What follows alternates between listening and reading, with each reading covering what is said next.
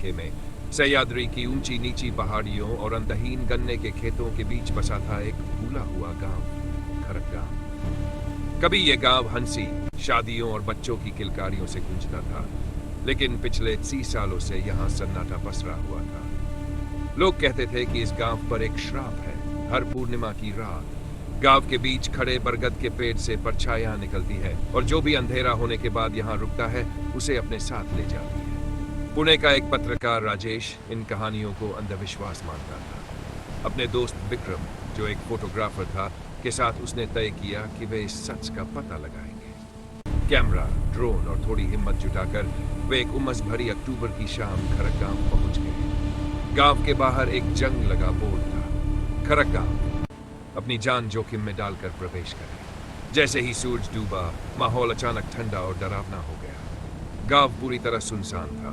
पुराने टूटे फूटे वाड़े, खाली खिड़कियां और बीच में खड़ा विशाल बरगद का पेड़ सब कुछ डर पैदा कर रहा था। तभी उन्हें एक धीमी फुसफुसाहट सुनाई दी, आजा, आजा। वे एक पुराने घर में गए जो कभी सरपंच पांडुरंग काका का था। अंदर जाते ही अपने आप दिए जल उठे और दीवारों पर अजीब परछाइयां नाचने लगी। विक्रम के कैमरे में एक धुंधली आकृति कैद हुई, एक औरत फटी साड़ी में जिसके चेहरे पर बाल लटके हुए थे। अचानक दरवाजा जोर से बंद हो गया।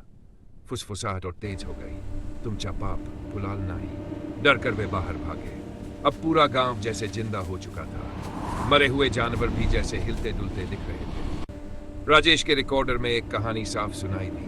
साल 1967 में भयंकर सूखे के दौरान पांडुरंग काका ने अपनी बेटी मीरा को काली देवी को बलि चढ़ा दिया था। No, please, उसे जिंदा बरगद के The spirits demand a pure heart. Do not resist.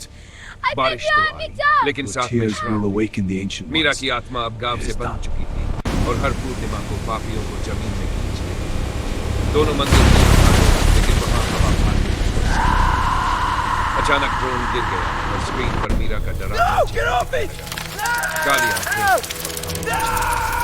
घबरा कर लेकिन विक्रम गिर गया। उसका पैर कट गया, खून जमीन पर गिरा और मिट्टी उसे जैसे पीने लगी। राजेश, ये मुझे खींच रही है, विक्रम चिल्लाया। दोनों एक स्कूल में छुप गए। दीवारों पर लिखा था, वो नीचे से आती है, उसकी बात मत सुनो।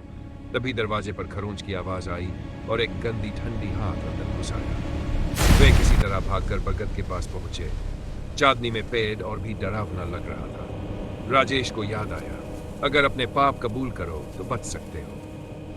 मैंने अपनी पत्नी को धोखा दिया। राजेश रोते थे। विक्रम ने भी अपना पाप किया। कुछ पल के लिए शांति, लेकिन फिर मीरा सामने आई, एक भयानक रूप में मुंह से मिट्टी गिरती हुई, आंखों से काले आंसू। अचानक उसने विक्रम को जमीन के अंदर खींच लिया। उसकी चीखें मिट्टी में दब गई। राजेश किसी तरह पेट पर चढ़ा, फिर कूदकर जीप तक पहुंचा और वहां से भागा। सुबह होते ही वह गांव से दूर निकल गया। पुणे लौटकर उसने वीडियो अपलोड किया। वीडियो वायरल हो गया, लेकिन उसकी रातें डर से भर गई।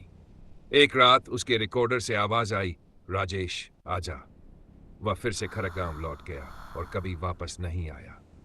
अब लोग कहते हैं कि गांव में 2 जंग लगी जीप खड़ी है और हर पूर्णिमा की रात खरक गांव की फुसफुसाहट और भी तेज हो जाती है, अगले शिकार का इंतजार करती हुई। श्राप अभी भी जिंदा है। अगर हिम्मत है तो अंदर आओ, लेकिन अपने पापों से भाग नहीं पाओगे।